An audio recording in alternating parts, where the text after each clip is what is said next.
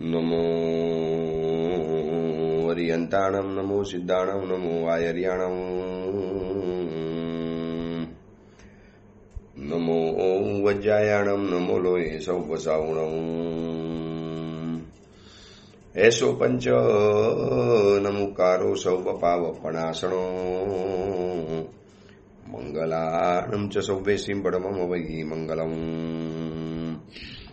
મંગલમ ભગવાન વીરો, મંગલમ ગૌતમ પ્રભુ, મંગલમ સ્થૂલભદ્રાદ્યા, જૈન ધર્મોસ્તુ મંગલમ. પ્રવચનનો વિષય છે માર્ગ ભૂલેલા જીવન પથિકોની પ્રતિબોધ કથા. આજથી 1245 વર્ષ પૂર્વે બનેલો 4 પ્રસ્તાવ અને 17,000 શ્લોકોની અંદરમાં ફેલાયેલો આ કુંવલીમાલા ગ્રંથ એટલી અદ્ભુત આપણી જીવનની એક નબળી કડી, વીક પોઈન્ટ. કેમ આપણા જીવનમાં વારે તહેવારે સંઘર્ષ, સંકલેશ, ઝઘડા, બોલાચાલી નથી કરવું. ઘણી વ્યક્તિઓ અંદરથી કંટાળી ગયેલી છે. ગુરુદેવ, નથી બોલવું, સંઘર્ષ નથી કરવા, ઝઘડા નથી કરવા, આ બધું નથી ગમતું, પસંદ નહીં આતા હે. પરંતુ ઘટના જેવી બની જાય, અથવા તો કંઈક એવો પ્રસંગ બની જાય, અથવા તો વ્યક્તિની સાથે કંઈક એવા સંવાદ શરૂ કરે અને એમાંથી વળી પાછો ઝઘડો ક્યાંથી આવી જાય છે એ જ ખબર નથી પડતી. કોઈ વ્યક્તિ કોઈની સાથે ઝઘડો કરવા માટે વાત શરૂ નથી કરતા, પણ વાતની અંદરમાં ઝઘડો એવો પેદા થઈ જાય, એવા સંબંધો કરવા થઈ જાય, આખો દિવસ એની પરેશાની મનમાં રમ્યા કરે, પસ્તાવો પણ થાય, અફસોસ પણ થાય, આઘાત પણ લાગે અને વળી પાછું મનની અંદરમાં થોડો કચરાટ પણ થયા કરે કે કેમ આવું મારાથી થઈ જાય છે, મારે આવું ગુસ્સો નથી કરવો, મને આ બધું નથી ગમતું. કોને ગમે ઝઘડા, સંઘર્ષ, અંદરની પરેશાની, આર્ત ધ્યાન, આ બધું કોઈને નથી ગમતું. છતાં પણ રોજની ઘટના આપણે જાણીએ છીએ કે વળી પાછો પ્રસંગ આવે એટલે બોલાચાલી થઈ જાય, વળી પાછો કોઈક એવો અવસર આવે છે અને આપણાથી રહેવાતું નથી, આપણાથી અંદરમાંથી આવેશ થઈ જાય છે. તો આ કોણ કરાવે છે? આ ક્રોધ, માન, માયા, લોભ અને મોહ, આ 5 દોષો એવા છે કે જે આપણી જીવનની ગોઠવેલી બાજીને આખી બગાડી નાખે છે. બહુ આપણે વ્યવસ્થિત જીવનની બાજી ગોઠવી હોય, આજે તો મનમાં સંકલ્પ કરીને ઉઠ્યા હોઈએ સવારના, ચલો ગઈકાલ સુધી ઝઘડો કર્યો, હવે નથી કરવો, હવે બોલવું જ નથી. આ બોલે તો ઝઘડો થયો, વળી પાછી માફી માગો, વળી સમજાવો, વળી ખુલાસા કરો, વળી પાછી એને મનામડાવો. આવું બધું પતિ પત્નીમાં, ભાઈ ભાઈમાં, મમ્મી પપ્પામાં, પછી વેપારી ઘરાકની અંદરમાં, દોસ્તની અંદરમાં, આ બધું આખી રાત મનમાં મનોમંથન ચાલે. સવારના વળી પાછા ઉઠ્યા, સંકલ્પ કરી લીધો અને વળી પાછો એનો ફોન એવો આવ્યો અને 2 શબ્દ એવા કડવા સંભાળવી લીધા. શરૂઆતમાં તો આપણે કંટ્રોલ કરવાની કોશિશ કરી, વળી પાછું અંદરનો કંટ્રોલ બહાર આવી ગયો અને ડેમેજ કંટ્રોલ ન કરી શક્યા અને સીધું જ બોઇલર ફાટ્યું અને એના કારણે વળી પાછા શબ્દો બોલાઈ ગયા, વળી પાછા શબ્દો કડવા થઈ ગયા. આ જ થતું હોય છે સંબંધોની દુનિયાની અંદરમાં. કોઈને નથી ગમતું ઝઘડો થાય એવું, કોને ગમે? શાંતિ બધાને જોઈએ છે. એટલા માટેનો માણસ શાંતિ વાળા એરિયામાં ઘર બનાવે છે, હિલ સ્ટેશનમાં ફરવા માટે જાય છે અને મર્યા પછી પણ આપણે શું કહીએ છીએ? પરમાત્મા એમના આત્માને શાંતિ આપો. તો શાંતિ મર્યા પછી પણ જરૂર છે, તો શાંતિ જીવતે જીવત પણ જરૂર છે. પણ જીવતે જીવત શાંતિની જો જરૂરિયાત પડતી હોય તો આ 5 દોષોની પરેશાનીમાંથી મુક્ત થવું પડશે.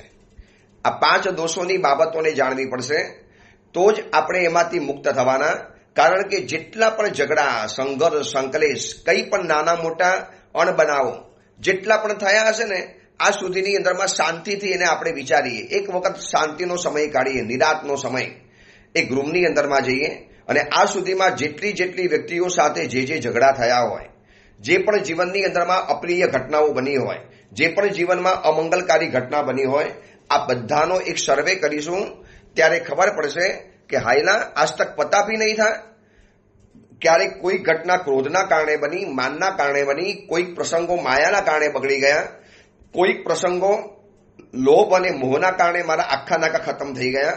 બસ આ જ બાબતનો વિસ્તાર એટલે આ કુંવલીમાલા ગ્રંથ છે. આપણે માર્ગ ભૂલેલા જીવન પથિક છીએ અને આ મહાત્માઓ આવી કથાઓ દ્વારા, આવી બાબતો દ્વારા, આવા ગ્રંથ દ્વારા એક આપણને રસ્તો બતાવવા માટે માંગે છે કે દોસ્ત, ચાલી જાઓ આ રસ્તા ઉપર.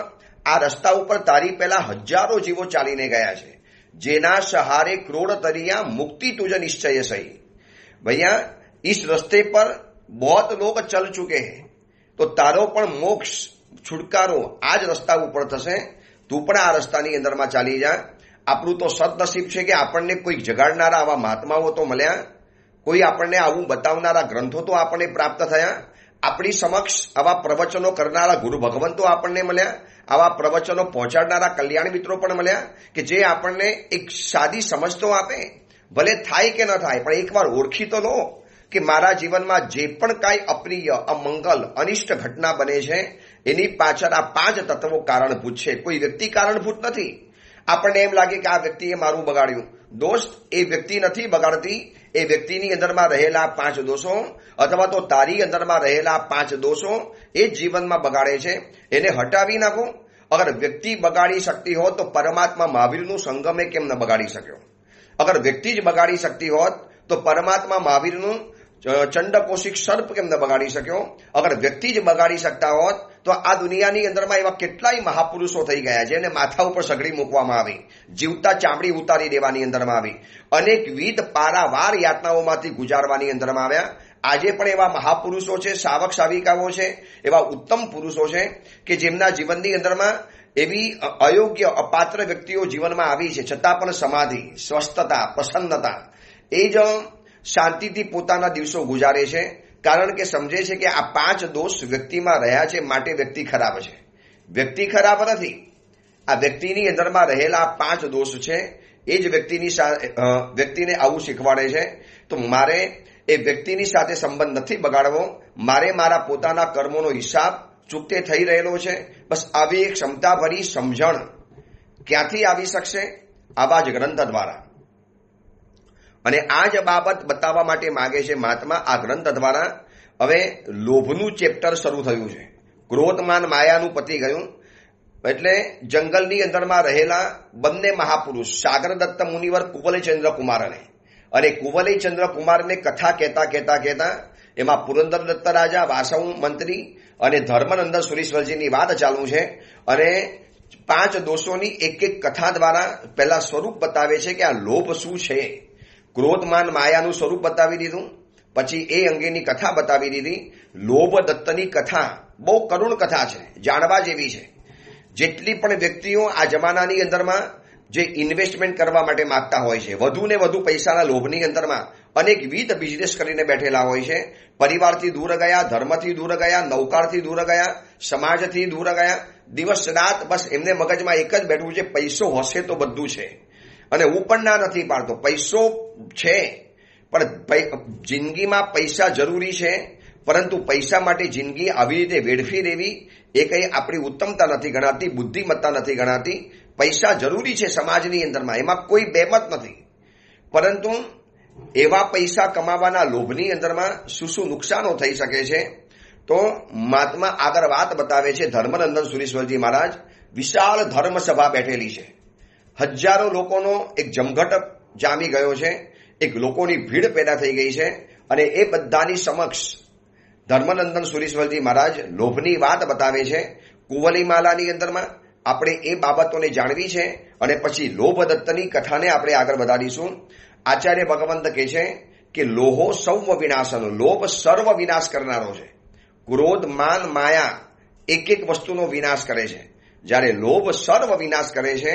કારણ કે સમાજની અંદરમાં લોભને એટલું પાપ ગણવામાં નથી આવતું, ઉલટાનું એનો બિઝનેસ ગણવામાં આવે, એની કંઈક હોશિયારી ગણવાની અંદરમાં આવે. જેની પાસે જેટલો પરિક્રમ મોટો હોય એ સમાજની અંદરમાં નામાંકિત ગણાતો હોય છે. અને એટલા જ કારણે આવો સાયલેન્ટ કિલર, આ લોભ સાયલેન્ટ કિલર છે. ખબર પણ નહીં પડે કે આપણું સર્વસ્વ ક્યારે ચોરી ગયું, આપણું સર્વસ્વ ક્યારે ઉઠાવીને ગયો.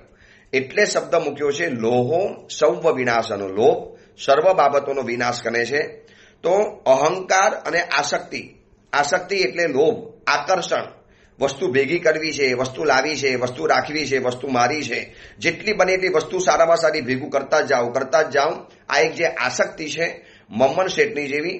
તો અહંકાર અને આસક્તિની એક તુલના જાણવા જેવી છે. આપણા મગજમાં એમ બેઠું છે કે અહંકાર ખરાબ છે, લોભ તો ક્યારે ખરાબ હોય જ નહીં, આસક્તિ ખરાબ ન હોય. પરંતુ અહંકાર કરતા આસક્તિ વધુ ખતરનાક છે. કારણ કે સાયલેન્ટ કિલર, ખબર પણ નહીં પડે. આ ત્રણ જે છે ને, ક્રોધ, માન, માયા, લોભ, એ આપણી સમક્ષ દેખાય છે નુકસાન કરતા. લોભ નુકસાન કરતા નથી દેખાતો, એટલે આપણને એના અંગેની કોઈ નુકસાનની વિચારણા નથી આવી. તો અહંકાર અને આસક્તિની એક તુલના જાણવા જેવી છે. અહંકારની પુષ્ટિ બહુધા સમૂહમાં જ થાય છે. આ એક સામાન્યથી જોઈ લેજો. અહંકાર જ્યારે બહુ બધા ભેગા થયેલા હશે ને, ત્યારે વધારે ઉછળશે. બધાને બતાવી દઉં, બધાની સમક્ષ મારા કપડાં બતાવી દઉં, મારી વાચાળતા બતાવી દઉં, મારી બોલવાની વાત કલા બતાવી દઉં, મારી પાસે કોઈ હુનર છે બતાવી દઉં, મારી પાસે કંઈક હોશિયારી છે બતાવી દઉં, મારું રૂપ છે બતાવી દઉં, મારો રૂવાપ, મારી સત્તા, મારી સંપત્તિ, આ બધું. એટલે અહંકાર બહુધા સમૂહની અંદરમાં થતો હશે, સમૂહમાં વધારે થઈ શકે છે. જ્યારે આસક્તિ તો એકાંતમાં પણ થતી રહે છે. આસક્તિ કરવા માટે સમૂહની જરૂર નથી પડતી. તમે એકલા હો ને ત્યાં પણ આસક્તિ થાય. રૂમમાં એકલા બેઠા છો, પૈસા ગણી રહેલા છો, આખી તિજોરી આંખની સમક્ષ છે, બહારનો દરવાજો બંધ રહેલો છે, નીરવ સન્નાટા ભર્યા ઓરડાની અંદરમાં, કમરામાં, રૂમની અંદરમાં તમે બેઠેલા છો, અને આ બધા પૈસા અને જાયદાદની જ્યારે બધી ગણતરી થતી હોય, કેટલો બધો અહંકાર, કેટલી બધી અંદરમાંથી આસક્તિ આવે. આટલા બધા પૈસા મારી પાસે છે, કેટલા બધા પૈસા મેં કમાવી લીધા. હશે કોઈની પાસે આટલા બધા પૈસા? બસ મારી રકમ, મારા પૈસા, મારું ધન, મારી સંપત્તિ, માય વેલ્થ હવે કોઈની પાસે નહીં જવી જોઈએ, મારી પાસે જ રહેવી જોઈએ. આ જે છે ને, એકાંતમાં પણ આસક્તિ થઈ શકે છે. એકાંતમાં પણ આસક્તિ કરવા માટે કોઈ સમૂહની જરૂર નથી પડતી. અહંકાર કરવા માટે સમૂહમાં જરૂર પડશે. માણસ એકલો શું અહંકાર કરવાનો? રૂમની અંદરમાં આયનાની સામે ઉભેલો છે, પોતાનું રૂપ ગમે એટલું સારું હોય, પોતે પોતાની ઉપર મોહાઈ જાય એવું રૂપ હોઈ શકે છે, પણ એને બતાવવા માટે તો સમૂહમાં જવું જ પડશે, બહાર જવું પડશે, લોકોની સમક્ષ જવું પડશે. જ્યારે આસક્તિ એકાંતમાં પણ થઈ શકે છે. બીજો પોઈન્ટ, અહંકારની પુષ્ટિ માટે સંજ્ઞીપણું હોવું જરૂરી છે. આપણે અહંકાર કરવો છે ને, તો સંજ્ઞીપણી જરૂરી છે, કારણ કે મન જરૂરી છે. મન વગર અહંકાર નહીં થાય. મન સંજ્ઞા એટલે કેટલીક સંજ્ઞાઓ વિકસે પછી તમે અહંકાર કરી શકો. હવે આ ઝાડ શું અહંકાર કરવાનો? શું છે, શું અહંકાર કરવા જેવું? અને કદાચ કરે તો પણ એનું શું ચાલવાનું છે? એક ઝાડને કોઈ કાપવા માટે આવે, કહી શકે, હે તું મુझे કાટેગા ક્યાં, દિખા દેતા હું, કાટ કે દિખા મુझे. નથી કહી શકતો. ઝાડ બિચારું પરાધીન છે.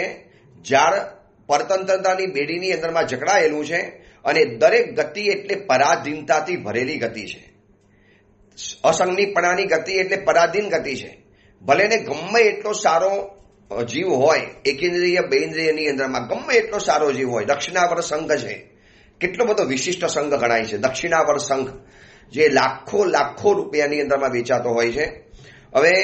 હવે એ શંખને અહંકાર કરવા માટે સંજ્ઞીપણું જરૂરી પડે. એને ખુદને ખબર નથી કે હું કેટલો કિંમતી છું, હું કેટલામાં વેચાઉં છું, કેટલા કરોડો રૂપિયાની અંદરમાં વેચાય છે. આજે પુષ્કરનો મેળો જામાય છે, એમાં ગધેડા લાખો રૂપિયામાં ગધેડા વેચાય છે. બોલો, લાખો રૂપિયામાં. ત્યાં ઘોડા, ઊંટ, ગધેડા લાખો રૂપિયામાં વેચાય. હમણાં એક આખલો હતો, વેચાયો છે, કરોડો રૂપિયાની અંદરમાં આખલો વેચાયો. શું એને અહંકાર આવશે? કારણ કે એની પાસે એટલી બધી સંજ્ઞા નથી કે જે અહંકાર કરી શકે. એટલે અહંકાર પુષ્ટ કરવા માટે સંજ્ઞીપણું જરૂરી બને છે. જ્યારે આસક્તિ તો સમૂર્છિનપણામાં પણ પુષ્ટ થતી હોય છે. જેને ખુદને ખબર નથી કે હું શું કરી રહેલો છું, પણ એનો એક લોભની સંજ્ઞા, લોભના સંસ્કાર ગત ભવની અંદરમાં જે લાવ્યા છે, સમૂર્છિમ જીવ હોય ને, એને પણ આસક્તિ તો થશે. ખાવાની આસક્તિ, પોતાના શરીરની આસક્તિ. મન નથી, કશી જ ખબર નથી, કોઈ ગતાગમ નથી, પણ પોતાનો મળેલો ખોરાક એ છોડવા તૈયાર નહીં થાય. અને કોઈ છોડાવવા માટે આવશે, ડંખ મારશે, કરડી જશે, લોહી પીવા તૈયાર થઈ જશે. જોઈ લો મચ્છરને જ્યારે તમે શરીર ઉપરથી ઉડાડો તો વરી પાછો આવીને બેસે. આપણે એને વારંવાર ઉડાડી દઈએ, એને અહંકાર નહીં આવે, ચલ મુझे હટા દિયા ને, મેં તેરે પાસ કભી નહીં આઉંગા. આપણે કોકના ઘરની અંદરમાં ગયા અને એ વ્યક્તિએ આપણો તિરસ્કાર કરીને, ચલે નિકલ જા, ભિખારી ક્યાં ઘર पे आ जाता है, तेरा बाप का घर है, चल बाहर निकल, આવું કંઈક અપમાન કરી નાખે ને, તો આપણે શું કહીએ? કભી જિંદગી में इसके घर पे पैर नहीं रखूंगा, अब कभी नहीं जाऊंगा इनके घर पर, मेरा अपमान कर लिया. આવું કદાચ મનની અંદરમાં થાય. પરંતુ આસક્તિ ચીજ એવી છે કે તમે વારંવાર હટાવો. એક માખી હોય ને, ગોળના ટુકડા ઉપરથી તમે 1000 વાર ઉઠાવો તો 2000 વાર પાછી આવશે. તમે 2000 વખત ઉડાડશો તો વરી પાછી 4000 વખત પાછી આવશે. એ આસક્તિ છે. અને આસક્તિ માટે સંગીપણું હોવું જરૂરી નથી. સમૂર્છિનપણામાં પણ આસક્તિ થઈ શકે છે. કેવા અહંકાર અને આસક્તિની આ તુલના બતાવી છે શાસ્ત્રોની અંદરમાં, અને એ કહીને બતાવે છે કે આસક્તિ ખતરનાક છે, લોભ ખતરનાક છે, આકર્ષણ ખતરનાક છે, અને આ બધાને પેદા કરનારો લોભ છે. અને એવા લોભથી છૂટવું હોય તો લોભદેવની કથા જાણવાની જેવી છે. ત્રીજા નંબરમાં અહંકારની પુષ્ટિ પુણ્યોદયની અપેક્ષા રાખે છે. પુણ્યોદય વગર માણસ અહંકાર શું કરવાનો? પુણ્યોદય હશે તો સંપત્તિ મળશે, રૂપ મળશે, ઘર મળશે, સત્તા મળશે, પરિવાર મળશે, સરસ મજાનું શરીરનો આકાર પ્રકાર મળશે. આ બધું પુણ્યોદયના ઉદયમાં મળવાનું ને. પૈસા, ધન, સમાજમાં પ્રેસ્ટીજ, આ બધું પુણ્યના ઉદયમાં મળવાનું. એટલે પુણ્ય અહંકાર માટે કદાચ પુણ્યોદયની અપેક્ષા રાખે છે, પરંતુ પાપના ઉદયમાં પણ આસક્તિ પુષ્ટ થતી રહે છે. પાપનો ઉદય ચાલે છે તો બધું જ ખતમ થઈ ગયું છે, કશું જ નથી, ટોટલી ઝીરો બની ગયો છે. પણ આસક્તિ તો ઊભી રહી જવાની. મળે તો સારું, મળી જાય તો બહુ સરસ. વ્યક્તિને રોડ ઉપર રહે છે પણ બંગલા ઉપરની આસક્તિ નથી જતી. પોતે 7 દિવસનો ભૂખ્યો છે પણ ખાવા ઉપરની આસક્તિ નથી જતી. પોતાની પાસે ફાટેલા વસ્ત્રો પહેરવા માટે પણ નથી, છતાં પણ સારા વસ્તુની આસક્તિ જીવનમાંથી નથી જતી. એટલે પાપનો ઉદયમાં પણ આસક્તિ તો પરેશાન કરતી હોય છે. અહંકારની પુષ્ટિ માટે તો ચલો પુણ્યોદય જરૂરિયાત પડે છે, અને બધાને કંઈક સરખા પુણ્યોદય તો નથી મળતા, પરંતુ આસક્તિ ચીજ એવી છે કે જે પાપના ઉદયમાં પણ પરેશાન કરે છે. બતાવ્યું હતું ને, રાજગૃહી નગરીનો ધ્રમક ભિખારી 7 દિવસનો ભૂખ્યો, છતાં પણ આસક્તિ તો એટલી જ હતી. નથી મળ્યું છતાં પણ આસક્તિ છે. તો કહી શકે ને, નથી મળ્યું, મળવાનું પણ નથી, તો ચલો છોડી દીધું, હવે આપણે આસક્તિ નથી કરવી. ઉલટાનું મનમાં તો જોઈ જોઈને રાજી થાય. આજે ઘણા લોકો મોબાઈલની અંદરમાં એક રીલ્સ જોવા માટેના કોશિશ કરતા હોય છે. કલાકોના કલાકો આ રીલ્સ જોવામાં પસાર થઈ જાય. હવે એમાં એવા કેટલીક વ્યક્તિઓના ફોટા આવ્યા, કોઈનું રૂપ સારું જોયું, કોઈનું સૌંદર્ય સારું જોયું, કોઈની કાર સારી જોઈ, કોઈના સારા કપડાં જોયા, કોઈનું સારું મકાન જોયું. લોકો તો જાત જાતની પોતાની રીલ્સ બનાવીને મૂકવાના ઇન્સ્ટાની અંદરમાં, અને એ અંદરમાંથી રીલ્સ ચાલ્યા જ કરે કલાકોના કલાકો. એમ કહેવાય છે કે 1000 કરોડ કલાક માણસ જોયા કરે છતાં પણ ન ફૂટે એટલી બધી રીલ્સ અંદરમાં પડેલી છે, અને રોજ પછી નવી ઠલવાતી જાય છે. હવે આ રીલ્સમાં શું કરવાનું? નથી એ વ્યક્તિએ ઘરમાં રહેવા માટે જવાનું, નથી એ વ્યક્તિને જિંદગીમાં ક્યારે મળવાનું, એની સાથે વાતચીત કરવાનો પણ પ્રસંગ નથી બનવાનો. એ કયા દેશની અંદરમાં કઈ વ્યક્તિ છે, અને એને પોતાના સૌંદર્યનો એક નાનકડો વિડીયો બનાવી અને ઇન્સ્ટાની અંદરમાં મૂક્યો, અને રીલ્સ તરીકે તમે જોયા કરો છો. હવે જોઈ જોઈને પાપ બાંધવાના. એટલે પુણ્ય ઉદય નથી કે બધી વસ્તુ મળવાની છે, બધું મળી પણ નથી શકવાનું, છતાં પણ આસક્તિ. બહુ સરસ, વન્ડરફુલ, જકાસ, બહુ સરસ, ગોર્જિયસ, વાવ, આવા બધા શબ્દો બોલી બોલીને પાપ બાંધવાના. તો દોસ્તો વિચારો કે શું કામ પાપ બાંધવાના? પણ આ આસક્તિ છે ને એમ જવાની નથી. પુણ્યનો ઉદયમાં અહંકાર, એટલે અહંકારને પુણ્યનો ઉદયની અપેક્ષા રહે છે, પરંતુ આસક્તિ તો પાપના ઉદયમાં પણ થઈ શકે છે. તમારી પાસે કશું જ નથી હોતું, મારી પાસે કાંઈ જ ન હોય, હું સાવ રોડ ઉપર છું, મુફલીસ છું, ગરીબ છું, ભિખારી છું, ટોટલી ઝીરો છું, છતાં પણ આસક્તિ મારી હીરોની જેમ રહ્યા કરે, આસક્તિ મારી હજારો અને કરોડોની રહ્યા કરે છે. એટલે આ આસક્તિ ખતરનાક છે, એની આ તુલના બતાવે છે. નંબર 4, અહંકારની પુષ્ટિની જાણ બીજાને જેટલી જલ્દી થાય છે એટલી આસક્તિની જાણ બીજાને જલ્દી થતી નથી. હું અહંકારી હોઉં ને તો મારો અહંકારની જાણ કદાચ કોકને ક્યારેક તો થઈ જવાની, મારા બોલવામાં, મારા વર્તનમાં, મારા વ્યવહારમાં, મારા બેસવા ચાલવા બોલવાની અંદરમાં, મારી ચાલ, મારી સ્ટાઇલ, મારી શૈલી, મારો એક એટીટ્યુડ, આ બધાથી છે ને ખબર પડી જાય કે ભાઈ આને પ્રાઉડ છે, આને ઈગો છે, આને પરેશાન કરે છે. કેમ આપણને ખબર પડી જાય કે આ ઇગોઇસ્ટિક વ્યક્તિ છે, આ અહંકારી છે, આને અહંકાર બહુ પરેશાન કરે છે? આવું જોઈને ઘણાને ખબર પડી જાય છે ને. કેમ? કારણ કે અહંકાર ક્યારેક આપણા વ્યવહારમાં, વર્તનમાં, વચનની અંદરમાં, વલણમાં વ્યક્ત થઈ જાય છે, ક્યારેક ડોકાઈ જાય છે. આસક્તિની જાણ કદાચ મરવા સુધીમાં પણ નથી થતી. એક વ્યક્તિ કોકને ચાહે છે, એને ખબર પણ નથી પડતી કે આ વ્યક્તિ મને જિંદગીભર ચાહીને બેઠેલો છે. એ વ્યક્તિ કહે તો જ ખબર પડે, બાકી ખબર ન પડે. આસક્તિ સાયલેન્ટ છે, અંદરમાં પડેલી છે, ઊંડે ઊંડે ધરવાયેલી છે. મને કઈ વ્યક્તિ, કઈ ચીજ, કઈ વસ્તુ, કયું વાતાવરણ, કઈ જગ્યા, કયું ઘર, કયા કપડાં, કયું મકાન, કઈ કાર, શું મને ગમે છે ને હું ન કહું ત્યાં સુધી કોઈને ખબર નથી પડવાની. અહંકાર તો વગર કહે બહાર આવી જાય.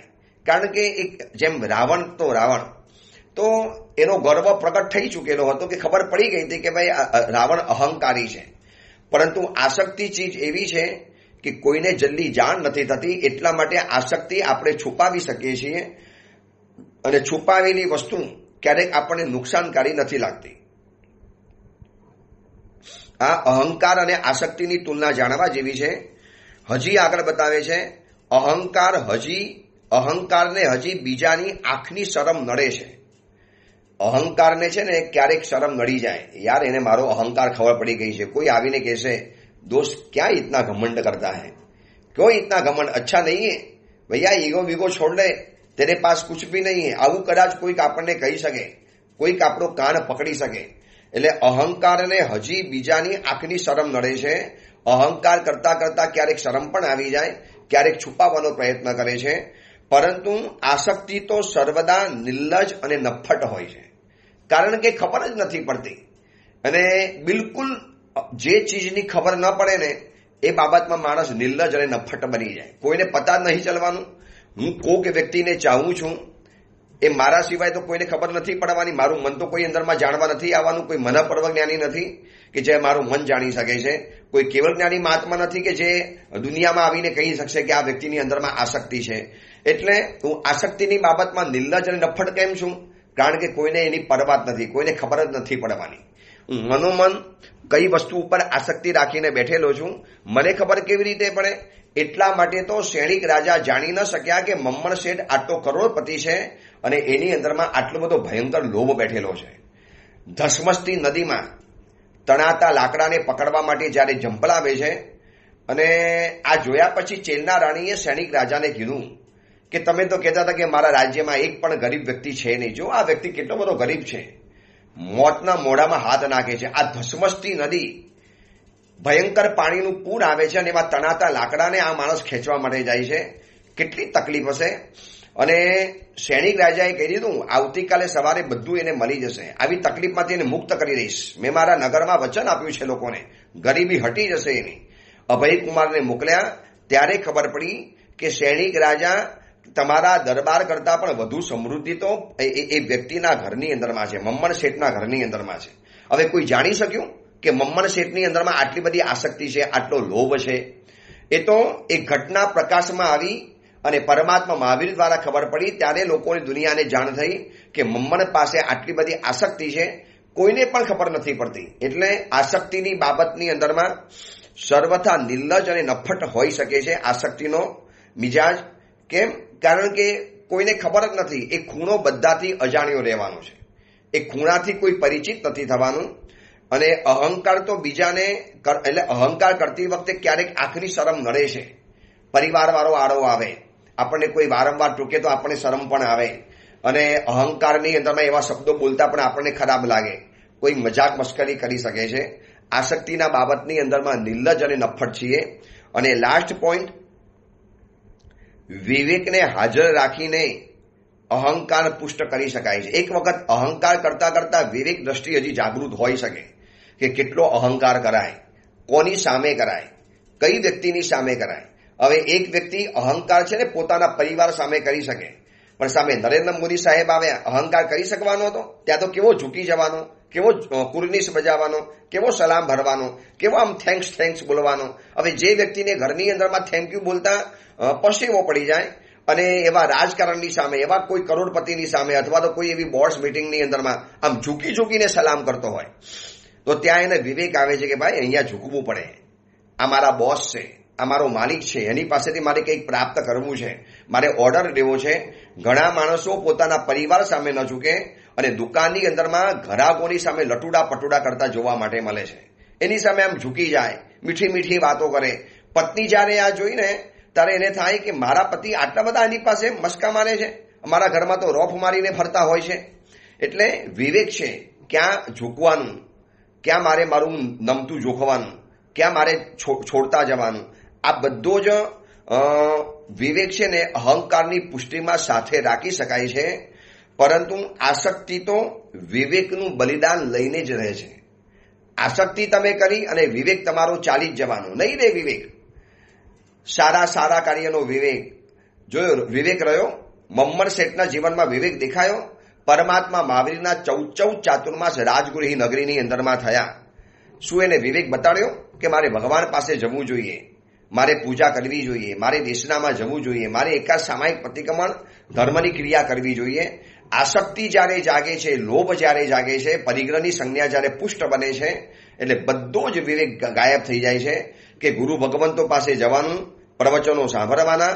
આવા ઓડિયો પ્રવચનો મારે કદાચ ઉપાસેમાં નથી જઈ શકતો તો આવા પ્રવચનો મારે સાંભળવા જોઈએ. મારે મારા પરિવાર માટે થોડોક સમય કાઢવો જોઈએ. મારે આખો દિવસ રાત દિવસ ભાગી અને આ શરીર બગાડવા ન જોઈએ. મારે એના માટે કંઈક વિચારવું જોઈએ. આ તો પૈસા કમાવા માટે માણસે બધું જ જતું કર્યું, ટોટલી જતું કરી નાખ્યું, બધું જ ખતમ. કારણ કે વિવેક ભૂલી ગયા, શાન ભાન ભૂલી ગયા. બાજુમાં દેરાસર છે પણ જવાનો સમય નથી, બસ પહેલા ભાગવું છે, બજારમાં જવું છે, આટલી બધી આજે એપોઇન્ટમેન્ટ છે, આટલા લોકોને મળવું છે. પરંતુ એક વિવેક હોવો જોઈએ કે આ બધું મને પુણ્યના ઉદયથી મળ્યું છે અને પુણ્યનો ઉદય આવી પરમાત્માની ભક્તિ દ્વારા ઉત્પન્ન થયો છે. તો આવો મનની અંદરમાં જે અહેસાસ, મનની અંદરમાં જે આવી એક સમજદારી, આ વિવેક ભાવ પેદા કરે છે. પરંતુ કહેવું પડે છે કે આસક્તિ વિવેકનું બલિદાન લઈ લે છે. જોઈ લો આજના શ્રીમંતો, જોઈ લો આજે પૈસા કમાવા માટે બેઠેલા માણસો, એ જોબ કરવા માટે કોઈને કોઈ દેશમાં ચાલી જશે, ક્યાંય પણ ચાલી, એ નહીં વિચારી શકે મારા માતા પિતા એકલા પડી જશે, મારા પરિવારનું શું થશે. અહીંયા યુવાન પત્ની, નાના દીકરાઓ એ ઘરની અંદરમાં એકલા રહેતા હોય અને આ ભાઈ સાહેબ પૈસા કમાવા માટે કોઈ પણ દેશમાં ચાલી જાય. પત્ની કે મને એકલા નથી રહેવાનું તમારા વગર, અને આવતીકાલે માનો પત્ની ખોટા માર્ગે ચાલી ગઈ તો, દીકરાઓ ખોટા રસ્તે ચાલી ગયા તો, માતા પિતા હિજરાઈને પૈસા મળી જશે, એક વખત પૈસા કદાચ મળી જશે, પણ પૈસા લઈને જે જોઈએ છે પરિવારનું સુખ, પત્નીની વફાદારી, બાળકોનો પ્રેમ, સ્નેહ, આ બધું જ કદાચ ચાલી ગયું હશે. એટલે ઘડ આલા મગર સિંહ ગયેલા, એના જેવું હાલત થવાની. તો આ બધું થવાની પાછળનું કારણ લોભ છે. કારણ કે લોભ વિવેકને ખતમ કરી નાખે છે, વિવેકનું બલિદાન લઈને રહે છે. આજે આપણે 6 પોઈન્ટ જોયા અહંકાર અને આસક્તિની ભેદ રેખાના. આ ધર્મનંદન સુરીશ્વરજી મહારાજ એ સભાની અંદરમાં લોકોને બતાવી રહેલા છે કે આવો ખતરનાક લોભ, એના કારણે આ સંસારનું પરિભ્રમણ વધે છે. કે સંસારમાં જે પણ કાંઈ કડવા સંબંધો બને છે, જે પણ કાંઈ મનમુટાવના સંબંધો બને છે. કેમ બે ભાઈ પરસ્પર પ્રેમથી રહેતા હતા, પિતાજી હતા ત્યાં સુધીમાં. પછી જ્યારે ભાગ પાડવાની વાત આવી અને એક ભાઈના મનમાં, નાનો ભાઈ કે મોટો ભાઈ, કોઈ પણ ભાઈના મનમાં એક લોભ જાગે છે, એક આસક્તિ જ્યારે પ્રગટે છે, અંદરમાંથી એક મમત્વ ભાવ જાગે છે. અને પછી કેવા કાવા દાવા, કેવું બધું પચાવી લેવાની વાત, કેવો એને ભાગ નહીં આપવાની વાત. આવા તો પરિવારના ઢગલા બંધ ઘટનાઓ મારી સામે આવેલી છે. સાહેબ શું કરવાનું, અન્યાય થઈ રહેલો છે અમારી સાથે, અમે કોર્ટમાં જઈએ, કેસ કરીએ, મોટા ભાઈ કે નાના ભાઈને બતાવી દઈએ, સાહેબ અમને મળવું જોઈએ, અમને ભાગ જ નથી આપ્યો, અમને કાઢી મૂક્યા છે ઘરમાંથી. એવા કેટલાય પરિવારો છે કે જે લોકોને ઘરમાંથી કાઢી મૂક્યા છે અને આખો બંગલો પચાવી નાખ્યો, આખી મિલકત પચાવી નાખી. પોતાના સગા ભાઈને કોર્ટ કાનૂન કહે છે, કાયદો કહે છે કે ભાઈ અડધો ભાગ પિતાજીની મિલકતમાંથી મળવો જોઈએ. યા પિતાજી, યા ભાઈ, યા મમ્મી, યા કોઈ પણ મનની અંદરમાં કોઈને પણ લોભ હોય એટલે આ નાટક થવાનું એટલે થવાનું.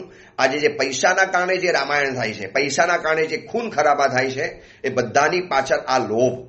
અને લોભ કેમ આવે છે? કારણ કે વિવેકનું બલિદાન લેવાઈ જાય છે. આટલો વિવેક હોવો જોઈએ કે ભાઈ 4 ભાઈઓ છે તો 4 ભાગ પડવાના જ હોય. એમાં બેન હોય તો બેનને પણ ભાગ આપી દેવાનો હોય. પછી નથી આપવો એના માટે કાવા દાવા કરવાના, કોર્ટ કચેરીમાં જવાનું, અધ્યવસાયો બગાડવાના, પરિણામ બગાડવાના. આ પ્રવચન સાંભળનારા કદાચ આવા જ કોઈ લોભના વમનમાં ફસાયેલા હો તો નીકળી જાઓ, વરના વિવેકનું બલિદાન તમને સત્યાનાશના માર્ગે લઈ જશે. આખો પરિવાર ખતમ થઈ જશે. પછી બનશે એવું કે પૈસા કદાચ તમારી પાસે આવશે પણ એકલા પડી જવાના, ટોટલી જિંદગી ઝીરો બની જવાની. સાવ જિંદગી એક કહેવાય ને કે બસ મરદાની જેમ જિંદગી જીવવાનો વારો આવશે. કદાચ એવી જીત હાર કરતાં પણ વધારે ભયંકર રહેલી હોય છે. માટે આ મહાત્માઓ કહે છે કે આ લોભ અને આ આસક્તિ અને અહંકારની આ વાત જાણી હવે આપણે આવતીકાલથી બસ લોભદત્તની, લોભદેવની આ જે કથા છે એ કથાની અંદરમાં આપણે પ્રવેશ કરીશું કે આ લોભ ઉપર લોભદેવની કથા કેવી કરુણ કથા છે. એકાદ વખત આ લોભના સંપર્કની અંદરમાં આવ્યો અને લોભની સાથે દોસ્તી બાંધીને બેઠા, એનાથી કેવી જિંદગીની અંદરમાં નુકસાન ભોગવવા પડ્યા, કેવી જિંદગીની અંદરમાં કરુણ હાલત થઈ ગઈ, એ વાત આપણે આવતીકાલથી કથા દ્વારા શરૂ કરીશું. 2 દિવસ લોભનું સ્વરૂપ જાણી લીધું, લોભ શું છે, શું નુકસાન કરે છે, કઈ કઈ રીતે લોભ જીવનમાં લાઈફમાં ડેમેજ કરી શકે છે, આ બધી બાબતો જાણી. કદાચ લોભ પરેશાન કરતો હોય તો કંટ્રોલ કરી લેજો. આ સ્વરૂપ જાણીને અથવા તો કથાને જાણીને તમને એમ લાગે કે એવા કોઈ મિત્રો છે જેને લોભનો ઉદય જીવનમાં જાગ્યો છે, લોભ નામનો ગ્રહ જેને પરેશાન કરે છે, જે એના કારણે રાત દિવસ મુસાફરી, બિઝનેસ ટૂર, પરિવારથી દૂર રહેવાનું, બસ એક જ વાત, હમણાં પૈસા કમાવી લો, હમણાં કમાવી લો. પણ એ પૈસા કમાવા જવાની અંદરમાં પરિવાર કદાચ ખોટા રસ્તે, ખોટા રવાડે ચડી ગયા તો જિંદગીભર પસ્તાવાનો વારો થાય. આવા કોઈક વ્યક્તિઓ હોય જે લોભના કારણે ભૂલ કરતા હોય, એને આ પ્રવચનો પહોંચાડજો, આ કુવલયમાલા ગ્રંથની વાતો પહોંચાડજો કે 1200 વર્ષ પહેલા થયેલા મહાત્માએ કેટલી અદ્ભુત વાત બતાવીને ગયા છે. ચલો, એ અંગેની બીજી વિશેષ વાત આપણે આવતીકાલે કરીશું. એ જ મંગલ કામના, મંગલ ભાવના. જીનાગના વિરુદ્ધ કાંઈ પણ બોલાયું હોય તો મિચ્છામી દુક્કડમ.